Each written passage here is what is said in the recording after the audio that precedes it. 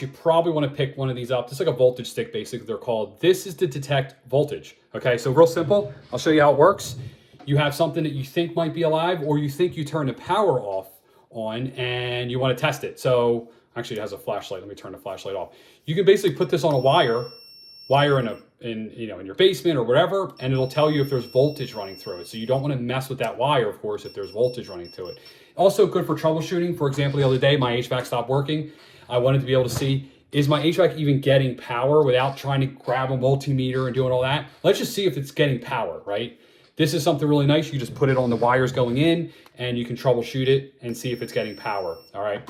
This one on top has top of having those features of that, that feature has a flashlight. One thing I forgot to mention as well, you can put it in outlets. Like, so you can actually put this in there. It'll tell you if there's power, if there's power running to it. This one has two ranges, 12 volts to 1,000 volts and 70 volts to 1,000 volts. I'm not 100% sure why. For a normal homeowner like me and you, it doesn't matter. You put it on both and it will detect if there's power, okay? So there you go. It also is this one's very insulated, so it's not working very well, but it's also a proximity one. So as you get closer, it'll start to detect. So on a normal outlet, it'll actually start detecting pretty far away.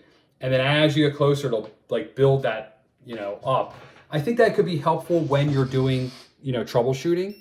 But this one, you have to actually touch it, for it to work on this extension cord. I think it's just because it's so insulated. All right. So this is the Klein NCVT3P. Link down below. Mike, and I'm out.